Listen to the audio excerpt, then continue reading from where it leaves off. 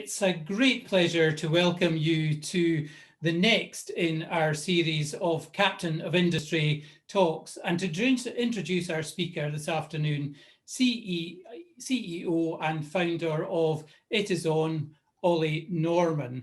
It's just such a pity that I'm not able to welcome you all to the campus, but one day we'll be able to do that in the not too distant future. The purpose of this series of talks is to hear from industry leaders who are experts in their fields, people with the power to inspire our graduates and students, such as the enthusiastic and determined Oli Norman. These talks provide an opportunity for you to hear firsthand about our speakers' career journey, their lessons learned, and their thoughts on the future of their industry. A truly valuable insight as you begin to think about your own career and ambitions for the future. Oli is a serial entrepreneur with businesses rooted in the hospitality industry. He started his venture at 23 with Dada, a marketing agency which broke the mold and represented many of the UK's leading hospitality chains.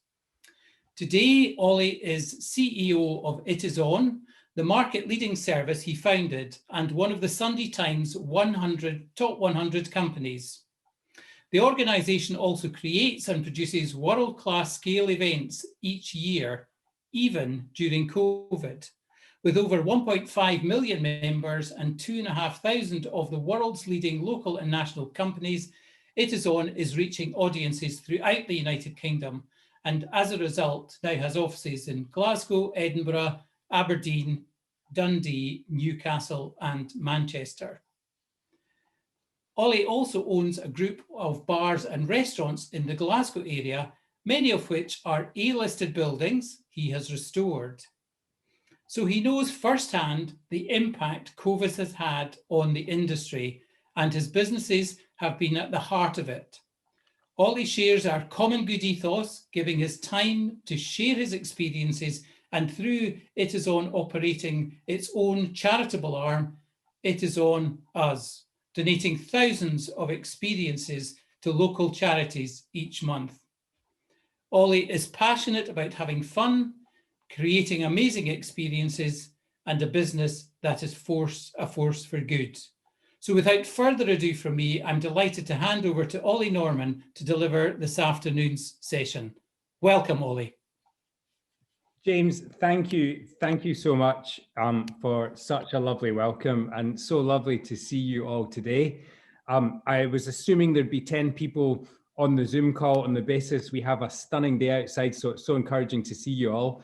And I'm excited to share with you the journey. And it's also lovely to see some familiar faces. Hello, Adrian. Gordon, I have an email to send to you. Thank you for that. And my very own father-in-law is on here as well. Hi, Andrew. So what I was going to do was jump back and forth in time to tell you my story.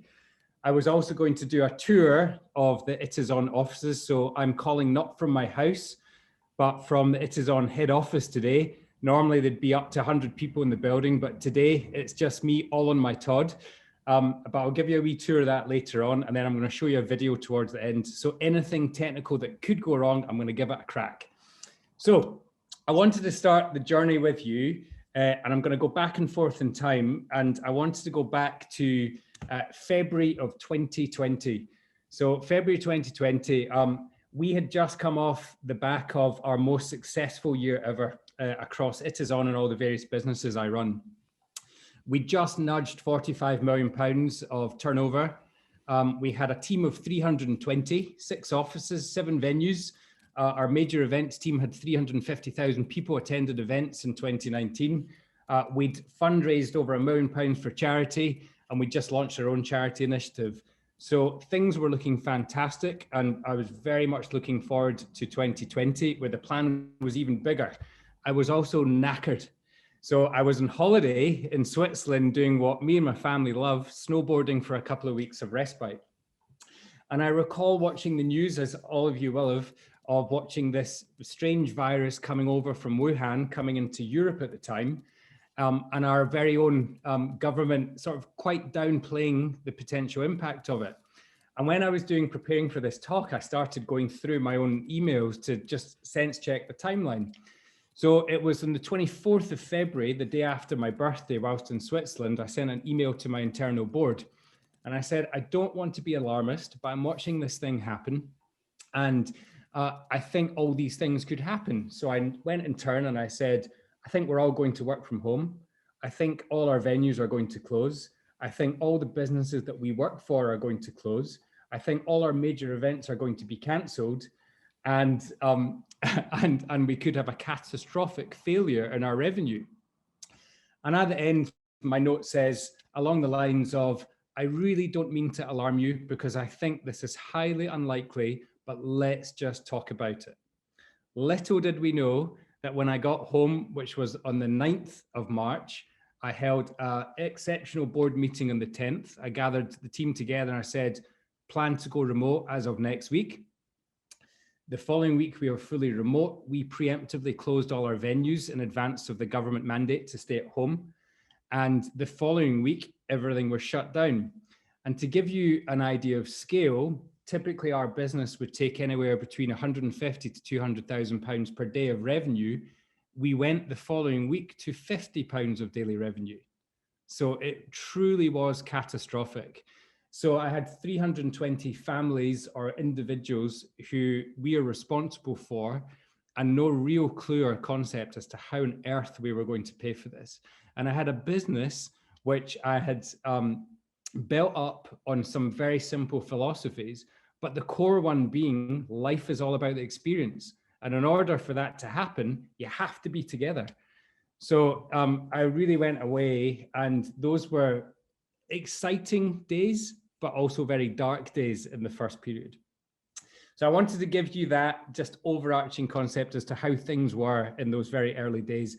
And now what I'm going to do is I'm going to go even further back in time to the start of my career as to how it all started. And then I will fast forward.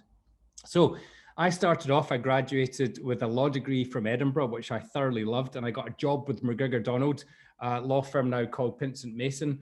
One of the biggest corporate firms. I was very excited to start, but less so on the legal front. And I recall to this day sitting around the boardroom table being handed my business cards saying Oli Norman lawyer on it.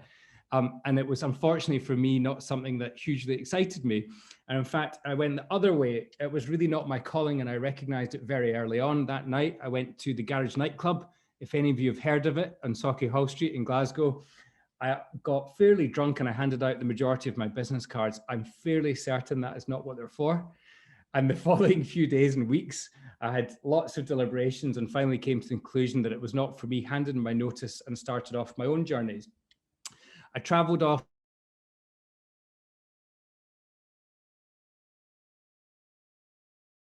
for newspapers back home. I was also writing TV programs, developing them.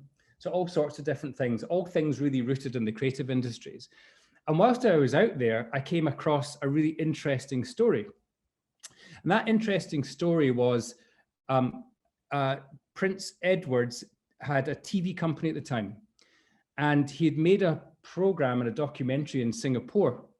That happened to be where I was based at that time. And I did a bit of delving and I uncovered fairly quickly that he'd faked the entire documentary. So that was quite interesting at the time. It also happened to coincide with the fact I was returning back to Scotland, and I also had to raise startup funds for my new business that I decided to start. So I made two phone calls, one phone call to a chap called Charles Ray at the Sun newspaper, and another one to a chap called Piers Morgan at the Mirror. I had no idea who these people were. It was a call from the blue. I immediately got put through to Piers Morgan, recounted what I'd uncovered, and he bit my arm off and bought my story. Now, I would not for a second endorse this as a way to get your startup capital to start your business. But what resulted in that, hopefully you can see that, was this front page of Prince Edward having faked a TV documentary. That in turn forced an ITC investigation. It was all over the world's press, and Prince Edward resigned from his TV production company. I didn't feel too bad about this. It's not in my nature to tittle-tattle. However, it was a story that needed telling, and it also so happened to work for me in relation to the startup capital that I needed. So I had this idea, and the idea from it was a company called Dada. And again, it was all rooted in giving experiences to people. And I actually, in 2002-3, formed Dada with the exact same premise that I'm doing today with itison. It was an online business. It was all about connecting people with great local businesses and experiences, as well as putting on our own. The problem for me, though, was that Amazon had formed, I think, in '98. I think Facebook was in 2004. And us, we, Dada, as in us, it was me in an office by myself in St. Vincent Street in Glasgow, was trying to convince people to put their credit card into the interweb at the time. And cast your mind back to then, you were just about comfortable buying a book on Amazon, but no more. So that didn't really work. The idea worked, but the timing was wrong. So I had to figure out what to do. And I went about building a marketing business with no real knowledge of marketing, but thought I could give it a crack. So it was a really fun, exciting journey where I built this business called Dada, and I learned a huge amount from it. And really for me, it was a bit of a big dress rehearsal for the creation of itison. And through that, I started developing my own culture, my own ethos in relation to employing people, recruiting people, training people, and the sort of business that it was that I wanted to run. And all those things were rooted in having great balance of work and life, of having as much fun as you possibly could, of putting a huge amount of emphasis on the culture and the dynamic that the business was all about. So I built that over multiple years, reasonably successfully. It was a hard business to run. And then it was back in 2009 that I started to go, I'm not sure this is my calling again. And I started to see this business called Groupon. This business formed 2009 in Chicago by an entrepreneur, Andrew Mason. And I looked at that and it was coming over to Europe and the UK. And I said, hold on a minute, that's what we were doing back in 2002, 2003. Did a bit of research and thought, they're going as fast as they can. They don't really have an eye on quality. They don't have a real eye on what they're doing in the local markets. It's all about land grab. So I said to my team at the time, okay, I know this is a little bit bold, but how about we resign all the key clients that we've got? We were looking after the likes of Hilton Hotels, Domino's Pizza, lots of big brands. I said, I want to start this new brand and this new idea, and it's called itison. The name's a whole different story. And that was back in 2010, early 2010 that we started working on it. And we launched it in August 30th, 2010. And at the time, that whole online deal space was the most competitive area in the internet. Google, Amazon, Facebook were all putting tens of millions, if not hundreds of millions, into their own efforts and their own products. We also had, on a local basis, STV, Herald, DC Thompson, Trinity Mirror, every single large and small group was trying to get in on the act. And then there was us. And we went in a wee band of people who had a good understanding of the market, the dynamic as to how to market businesses. We had a really strong team and we had a good foundation in design and technology. So we pivoted the business. We had bizarre conversations, which is completely anti building a business of resigning lots of clients to be able to focus in on this. And on August 30th, we launched it. And the goal was simple. We weren't trying to dominate the world. We were trying to dominate Scotland in the nicest possible way, which was to bring on the journey of connecting great consumers with the best quality local businesses. And the focus was completely on quality. A lot of our competitors are all about goods. They will sell everything in an email from a steak dinner to a dildo, which is interesting and entertaining, but personally, I don't think the products go hand in hand. And what we were focused in on was the experience. It was all about connecting people with places and having those rich experiences that ultimately, hopefully, not only enhance their own life, but enhance the business that they're visiting. And we were hugely successful. And it was a really exciting journey of a startup, trying to figure things out, trying to hack solutions as we went on things. But really that experience through Dada taught me how I wanted things to be. It was all about that real focus and culture. It was not about working all hours. It was about having that great work-life balance. I don't believe in this mentality of working all hours. It was about real focus on environment and benefits and physical well-being and mental well-being. So we were reasonably ahead of the curve. And at that time, I'd also started to pivot and look at other opportunities. So started to acquire local venues. People always ask why only Glasgow, whereas itison is all around Scotland and the north of England, mainly because I say I'm lazy, and I actually genuinely am. I like to spend my time at home, and all the venues are on my cycle to and from work. and it gives me the opportunity to enjoy them. So we have these amazing venues and amazing teams, and we launched our major events division most recently. And as I was saying through Dada, we kept on growing, and when it came time to launch itison on August 30, we grew from a team of around 15 to that global team of 320. And what I thought I'd do for a bit of fun now is just give you a very quick whistle-stop tour of what is our head office, really focusing on environment and fun. It's really weird for me to now say environment and fun because there's nobody here. They're all in the park sunbathing, enjoying themselves, pretending to work from home. But what I'll do now, before I crack on with the rest of the story, hopefully you can all see, is I'll give you a quick whistle-stop tour of our HQ.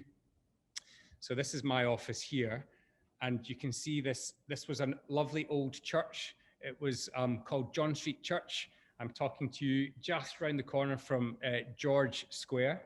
And we designed and built this office to really reflect what the business is all about. I'm just going to wander here quickly over to our giant oak tree that's tethered into our server structure. So every time a member joins itison, it twinkles, which is really lovely. And it really connects what we do to our membership. We created all these lovely spaces, these lovely big dynamic boardrooms that no one's in. And we also created one of our favorite spaces, which is our bar cafe area.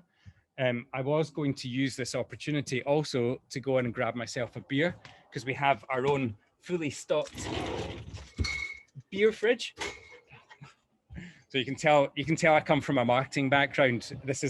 I picked up a Brewdog. Brewdog was a brand that we actually started marketing back in the day when we were running Dada. And right at the top here, you can see this gorgeous cupola and ceiling area. We spent a month restoring it to bring it back to its former glory. And that's a lovely big hot air balloon that you can see behind me. The original concept of that was that it would go up and down according to how our targets were and how itison was performing. We didn't end up doing it because the engineer wasn't comfortable with it. And that's quite fortunate, because if that were fast forwarding into March of last year, it'd be sitting on the floor right now. What we have, which is on top of my office, is our lovely Pilates studio. So we do Pilates and yoga twice a week. And there's lots of wee touches throughout the building. Hopefully you can see the, who's there? I could hear somebody going there. We have a lovely phone box in the corner, which is for people to make private and personal phone calls. So it was really designed with an aesthetic of trying to break down the barriers of a traditional office. So it's geared up for friends and family to come. Quite often kids of people working here will come and visit and enjoy the facilities that we've got here. So it's all about kind of trying to break down those barriers. I'm going to come back to the story now of COVID and fast forward again into March 2020, and hopefully some of this will all make sense. So where are we? So like I said, our revenue had gone from 150, 200,000 a day to 50 quid. And our venues are all shut. itison is on life support. All our major events have been cancelled. The government has yet to respond in any meaningful way in relation to business and what it means. And we're all trying to figure out how on earth are we going to pay everybody. Very fortunately, I've always run itison in a way which is all about leaving as much as we can in the business to be able to look after a rainy day scenario such as this, or to invest in the future. Little did we know there was going to be a global pandemic whereby our entire revenues would be wiped out. It really was the unforeseen happening. So we went into overdrive, and within the space of a couple of hours, I rewrote a business plan, and it was centered on multiple things. It was centered on protecting jobs, saving our business, and pivoting and doing whatever it is that we can in order to survive and hopefully stay true to our mantra. Now, the guiding mantras that I always have every single year is the same philosophy as to strategy. It's grow, get better, do more good, and have more fun. And we tried very much as hard as we could to do those four things all the way through the pandemic. And it was extraordinarily tough. So we went into overdrive in relation to communication. And really looking after our teams was one of the biggest challenges. Businesses all of a sudden were thrust from being operating living organisms to effectively being the welfare state for their teams. And everybody had a huge amount of pressure to ensure we delivered on that, quite rightly. So we started twice a week town halls on Zoom. We went into overdrive in terms of mental health support, physical support, social activity online with our teams. I did lots of walks and talks on an individual basis when it was allowed to do so, and really tried to still deliver on this notion that life is all about the experience and make the best of a fairly clunky scenario. And there were lots of lovely moments of the pandemic, and reflecting back on it, please don't take that out of context. It's obviously horrendous, but in terms of looking back and the quality time spent with family and so on and so forth. But running a business in those early days certainly was not one of those highlights. But then over a period of time, opportunities began to arise. And it was fairly quickly on that we started to pivot and try all sorts of different things, and trying to, again, stay true to our mantra. So we pivoted fairly quickly from experiences in person to experiences online that we could sell. We pivoted very quickly to selling the best of local product. So lots of entrepreneurs, micro entrepreneurs were sprouting up, selling all sorts of amazing goods and wares. And we saw our job to try and give them a bigger and better audience.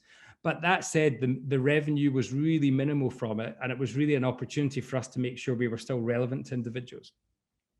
One of the big things we did within a 6-week window, we pivoted and we launched our very own premium restaurant delivery service, which was really exciting. It is on at home. We kind of saw early on the market and the dynamic of people wanting to prepare their own high-end restaurant meals at home. And within that period of 6 weeks, we redeveloped the site, built all the technology, liveried up a whole fleet of refrigerated vans. What was lovely about that was we also employed and recruited our event teams, mainly a lot of whom are freelance actors and production people, to drive the vans and be our couriers. And they went all about the city, and we delivered 20,000 meals doing that and worked with all these great restaurants. We reworked all our IT systems, our infrastructure and our finance. There was a lot of fraud going on in relation to vouchers, and we had to massively upweight our customer support team. Within a period of 3 weeks, we had over 40,000 people get in touch with our customer support team. And whilst they are amazing, there is no team that can get through 40,000 in 3 weeks when you have a full-time team of 7. So we had to quickly pivot and ensure we were over-communicating as much as we possibly could. In relation to do more good, we wanted to try and make sure we did not lose focus and sight of that, because we were fundamentally okay and we knew we were going to survive the minute the government support started kicking in. So we went on and we started to help fundraise with our long-term charity partner, Social Bite, and we raised over 600,000 with them, which was fantastic. Our venues team started all sorts of donations to local food banks, and we continue doing that every Wednesday. I'm obsessed with macaroni, and we do big batches of macaroni and deliver them to local shelters every Wednesday, which is lovely. Our events team also lit up 2 hospices over the Christmas period, which was lovely, because in the hospices, they weren't allowed to have Christmas decorations. So there was lots of lovely, gorgeous moments. But probably our biggest opportunity came from when I was wandering in the park during the pandemic going, hold on, why am I allowed to wander in a park and outdoor events aren't allowed to happen? So I went into overdrive mode, lobbying the government. Now, I've met politicians over the years, but I've never really had the opportunity to spend much time with them, which is maybe a good thing. And I had to start to get to know and understand how local and national government worked. And I started, as aggressively as I possibly could, starting to lobby directly to the politicians to allow outdoor events to happen. And we were successful. The first one was our big drive-in movie event. We were the first in Scotland to pioneer and allow drive-in movie events to take place, which was in August of last year. And then towards the end of the year, I started to think, hold on a minute. I know they have an issue with large-scale outdoor events, but I do this thing called Glasgow, which is a lovely illuminated trail event. It was due to be going into its 3rd year of operation. And I was looking at the Botanic Gardens where we host it going, hold on, why are 10,000 people allowed to wander around it during the day, but they're not allowed to do it at night? So I successfully lobbied Fiona Hislop, and she listened. And we had the law changed to allow illuminated trail events to be exempt and to be allowed to take place, which was a huge, huge opportunity for us, because events are a great source of not only generating revenue, but keeping us relevant and also employing lots of people. And the Glasgow experience was really quite interesting, exciting, and I aged significantly during that process. What happened was we got permission and consent to go ahead. It was due to take place in October, November time.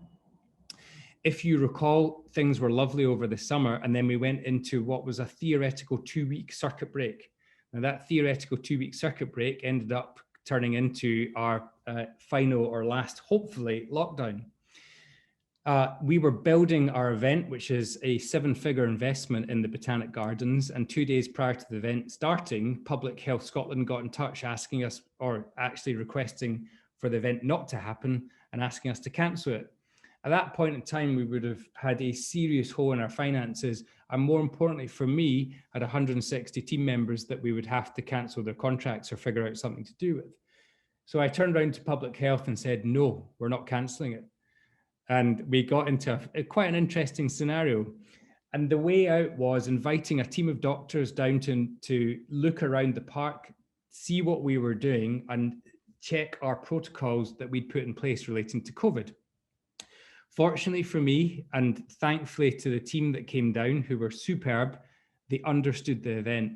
They walked around, they saw the protocols we had in place, they understood the nature of it, and we were allowed to proceed.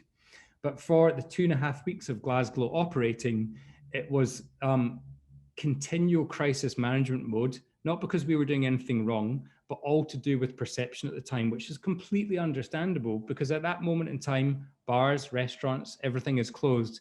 And all of a sudden you have several thousand people every evening turning up to the Botanic Gardens. But that's where the team really rose to the occasion. And we ended up delivering an event for 93,000 people in October, November, and which gave them literal light in the dark months when COVID was really hitting. And one of our cases to the local government was a public health pandemic is as much about the physical health as it is the mental health. And really, we were talking all about that. And the stories that came out at the back of it, we were just wonderful. And that allowed us to continue our work with the Pumpkin Fund, have 1,000 beneficiaries of people come around and the local community really get involved. And what I was going to do at this point was just show you a wee video. I'm kind of getting close to wrapping up on my talk. I wanted to show you a little video of what we managed to achieve during a global pandemic. So bear with me as I share the screen here. This is a very quick montage of Glasgow. Hopefully you can all hear and see it okay.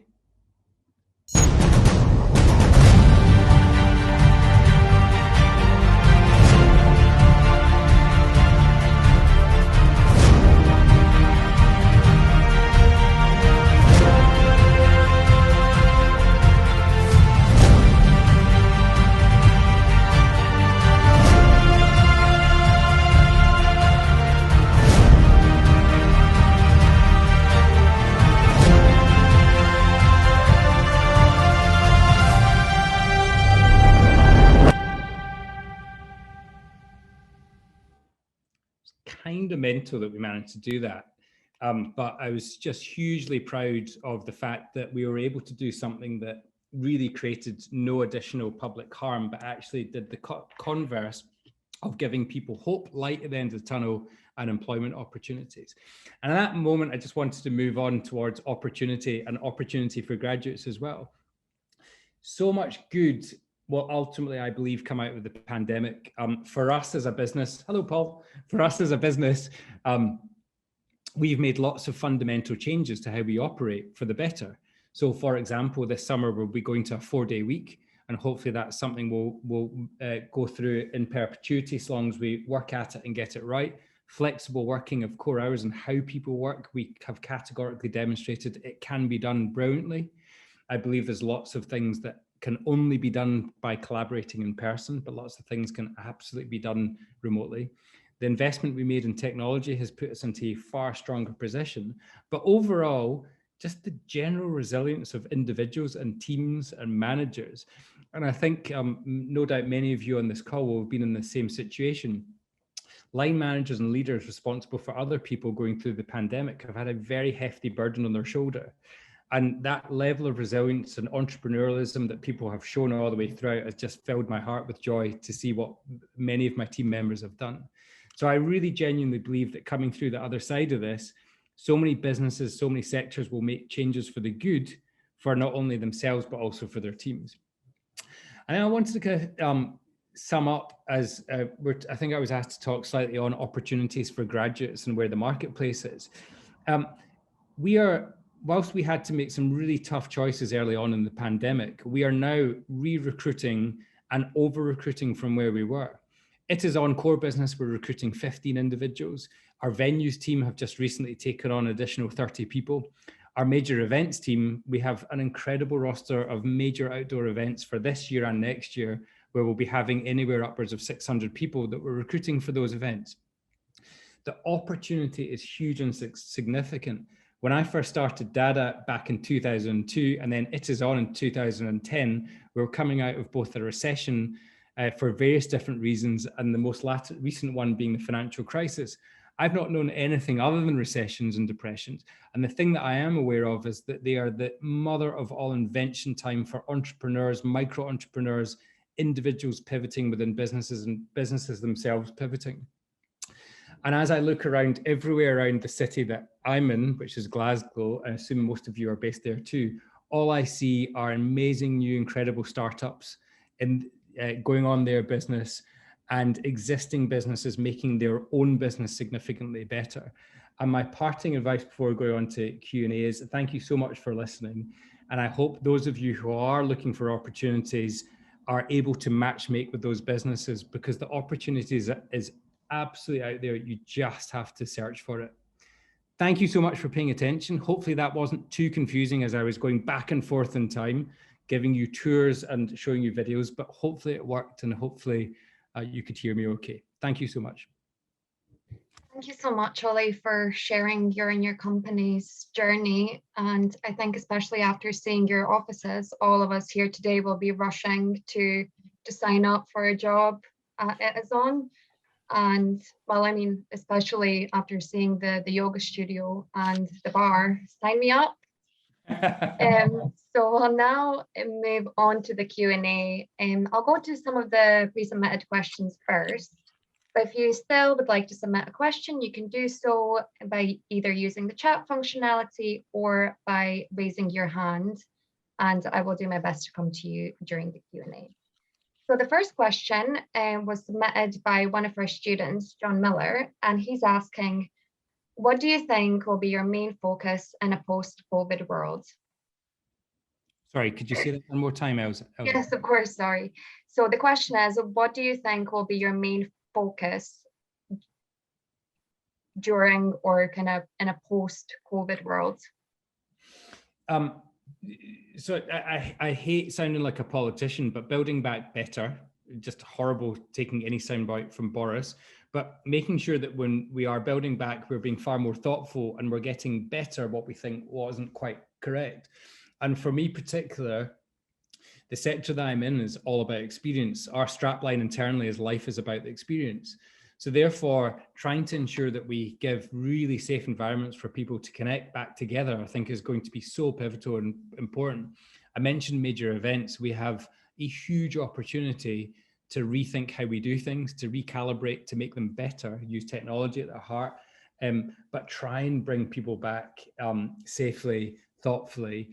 I cannot wait on Monday when the venues all open. So I was just with the Braille team before this and the Sloan's team, seeing them reorganize, rethink, repurpose some of the spaces, get right some of the things that weren't maybe great in the hospitality sector before, and try a fresh start.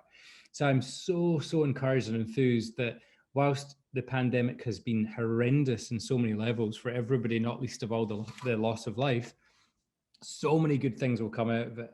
And therefore, the way I see my job is to ensure that we hold fast in relation to those changes for the better. Great, thank you.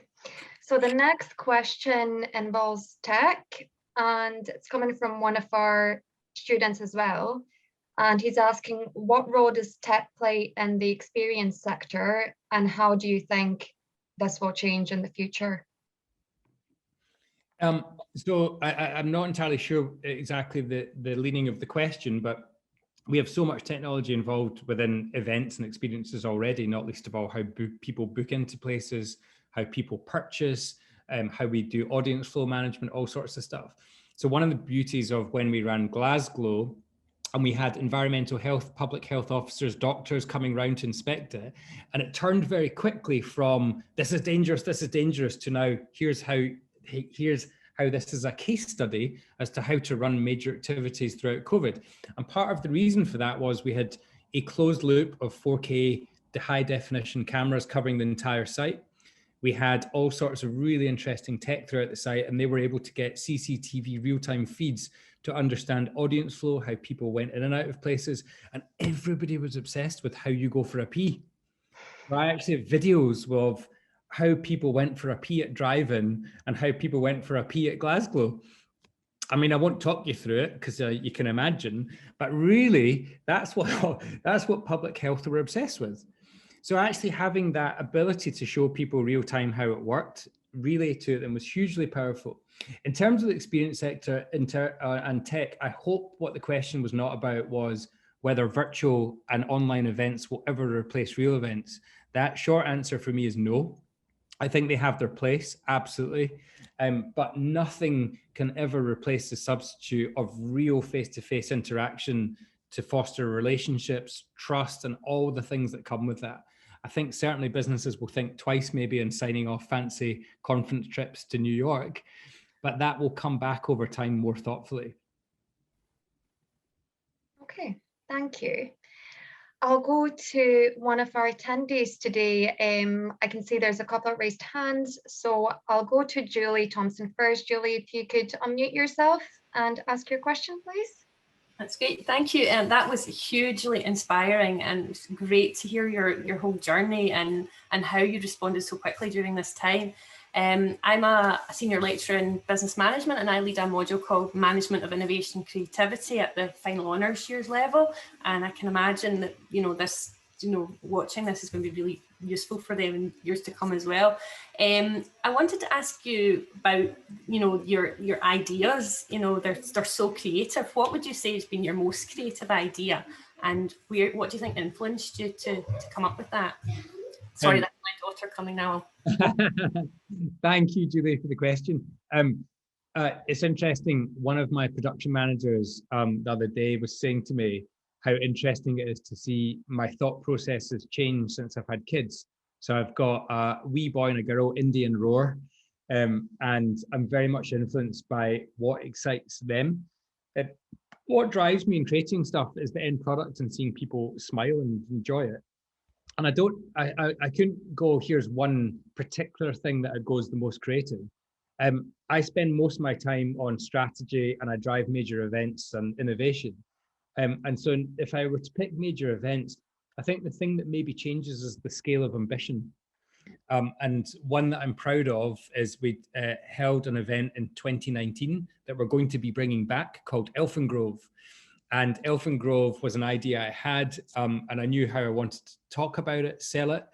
And within the space of 12 hours, we'd sold 125,000 tickets when we put it on sale. Fast forward a week after that, we were fully sold out. 175,000 people had bought tickets. So we managed in year one to sell more tickets than Glastonbury for a year one event, which was really quite interesting. People also, a lot of people came, not a lot, a small faction didn't like it, and they were very vocal about it, which is part of the component of running these major events, is you have to have a thick skin, and it also has got to find its own audience. But that does no way deter me from putting on these things.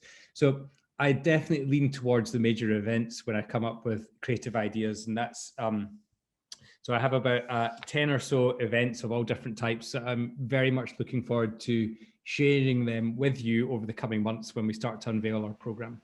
And did your kids enjoy it? Did they enjoy Elfin Grove? They had marshmallows, and they had a tyrann.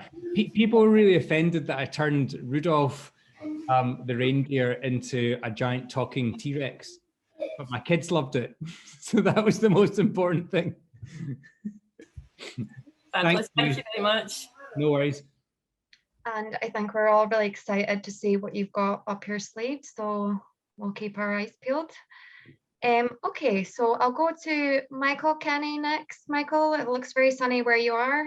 It is. I've just had to take my glasses off because I didn't want to be so pretentious, But that was fascinating, Oli. Oli, as a frequent user, as I should say, having just the other day bought tickets for the Rum Festival at the Brigget managed to get some of the last tickets.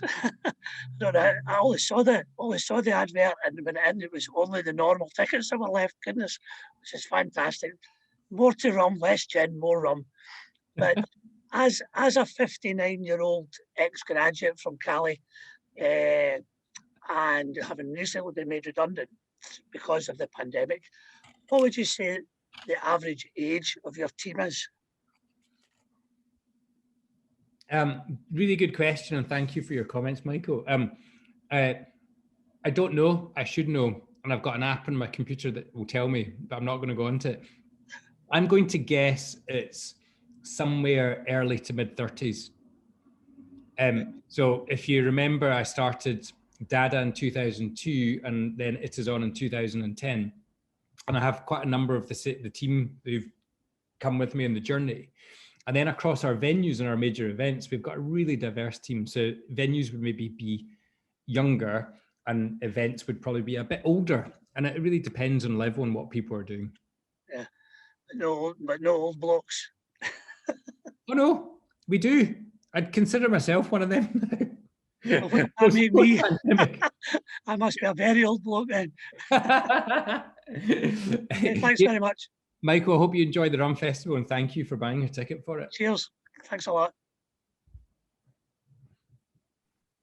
Michael, it looks like we've got the bravest audience that we've ever had in the talk. Lots of raised hands today. Lauren, can I come to you to please unmute and ask your question to Oli?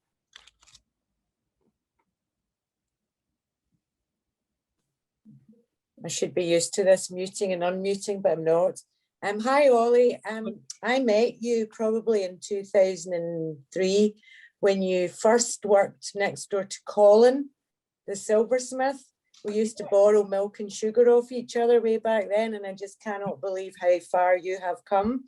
And I'm sitting here listening, and it's fantastic. I've been in children's entertainment for the last 20 years, but then decided just before the pandemic to go back and study event management, which I'm just now about to complete my HND, and I've thoroughly enjoyed it. And so my question was a wee bit like Michael's. Obviously, I'm keen to get in with my experience to the events industry, and I was kind of thinking, is there a sort of biased age about things, or does it, if you've got the experience, you've got the what do you look for in your employees, really? Thanks, Lauren, and good to see you again. I should have concluded properly with Michael as well that there is no notion of age being a barrier to anything it is on, nor should it be anywhere else. So particularly within events and what we do, we have lots of young and lots of old people working at them, and it's entirely based on ability, skill level, and what we're trying to achieve, and whether it's a good match. And in fact, some of the best teams at events are people who are a little bit older. More experienced of dealing with situations and liaising with the public. So please don't let age be anything to put you off. I think it must be a 50s thing, Ollie. You get to 50s and you start going, oh my God, I'm in my 50s now. Are they going to employ me? I guess you don't retire now till so late, so it doesn't really matter. You could still be in your 70s giving it Yahoo. Absolutely. Another way of thinking about it, and it depends on what sector people want to go into. We have a weird dynamic in this country of looking at, for example, hospitality as an entirely young person's game. It really isn't. And actually some of the best people serving front of house, being managers, being line managers, are older people. So I hope as a consequence of COVID, we start to see more of that change and dynamic. Good. Thanks very much, Ollie. Thank you. No worries. Thank you. And I'll come to Gordon now to ask his question in person as well. Thanks, Elsa, and hi Ollie, good to see you again. Congratulations on two things, still having here and it not being grey with the things you've been through. It's astonishing and very well done. A great talk, thanks for presenting. But a wee question about the industry. I was on a call this morning with quite a folk from industry and hearing sort of bad news and sad news in some ways, that folk are being invited to come off furlough and come back to work in the businesses. And I'm hearing of some that 25% of these people are choosing to leave the business, almost as if they've been happy to accept the furlough cash. They now go back to work as we plan to reopen, and they're saying, no thanks, it's not for me. And that's why I think partly we're seeing so many opportunities and vacancies right now on lots of platforms. I'm just wondering, across your own hospitality businesses, have you experienced anything similar, Ollie? Hey, Gordon, good to see you again. Thanks for the question. Yeah, absolutely. Thankfully, it's the absolute minority. And I was chatting to one of my senior team about this the other day, and she was getting really quite frustrated with it. And it's understandable why someone would get frustrated. But I was saying to her the converse, which is, I think it's completely acceptable, having had a year of being on furlough, not potentially working and being in a sector where you start to question the long-term future viability of it. I think it's only natural. So I certainly don't have any issue with individuals who have done that or changed. And actually, I take the converse view or thought process, which is it opens up more opportunity for people who do want to do that. Because I think for every person who's maybe leaving this sector or industry, there's probably lots of people who've been cooped up in their flat, working from home, going, do you know what?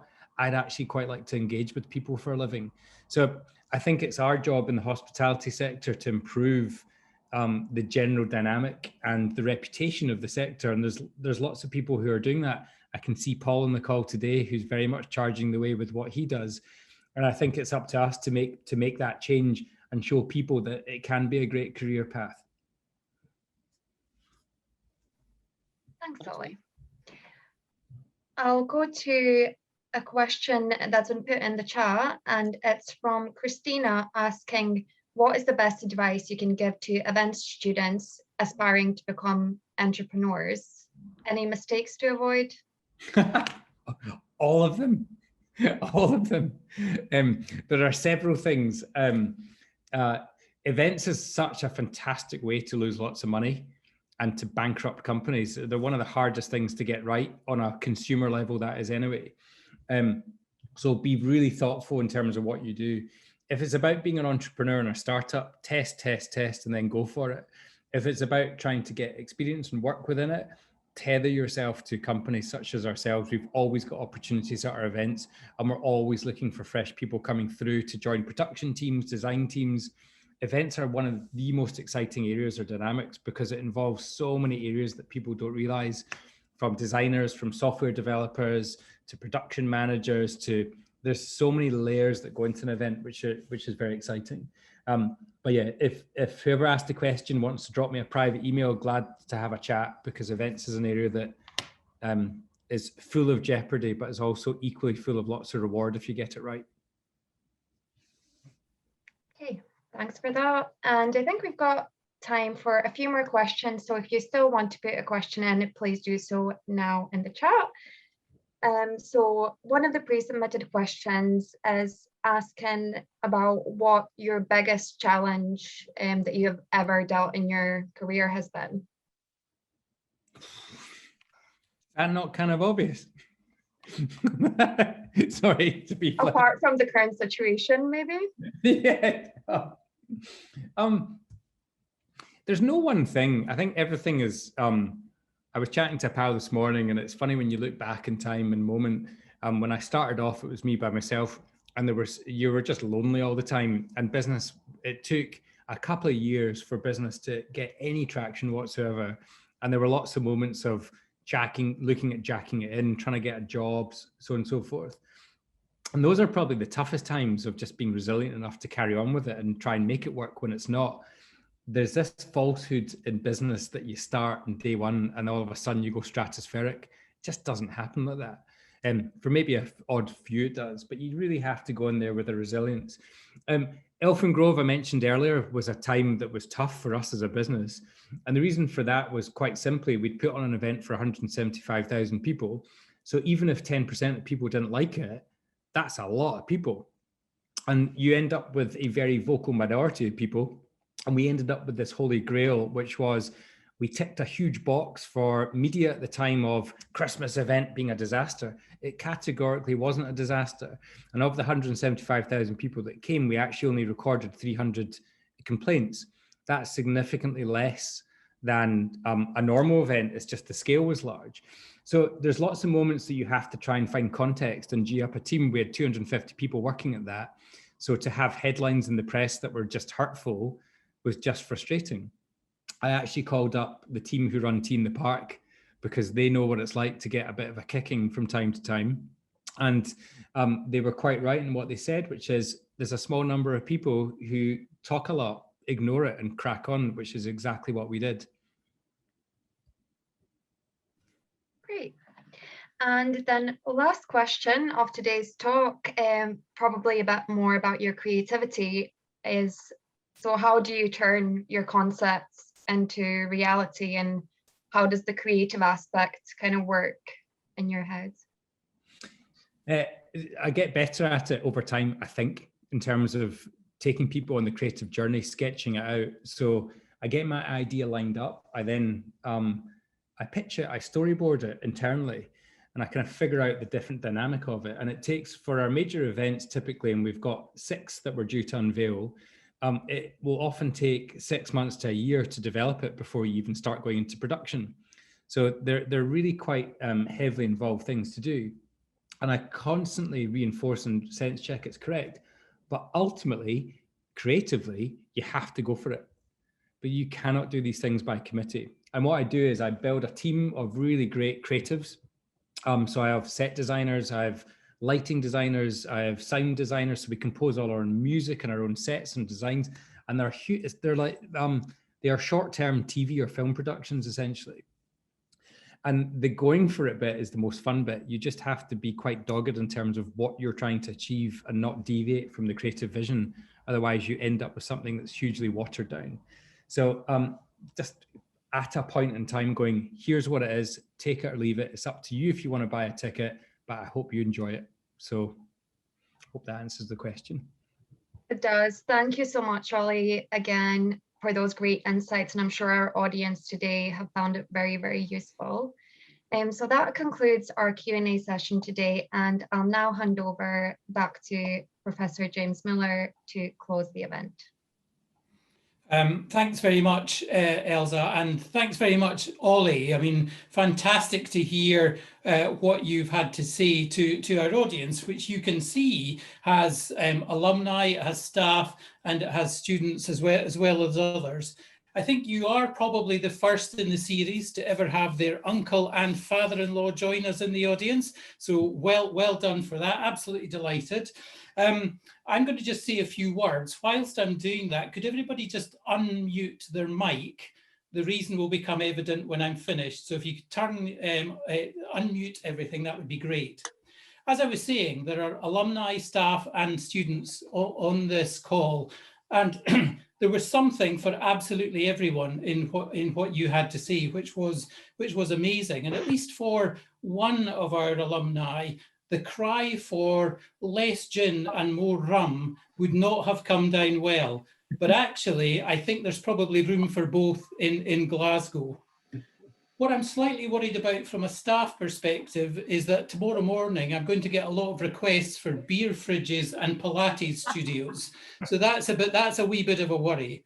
But most importantly, Oli, the inspiration that you have given to our students in what you have done and given them the power to think about what they can do with what they are learning at the university and how they can adapt that into their life skills, not just for their own benefit, but for the wider benefit, which lies at the heart of our common good mission. So thank you so much. And everybody, the reason I've asked you to unmute your mic is so that you can show your appreciation to Oli in the usual way.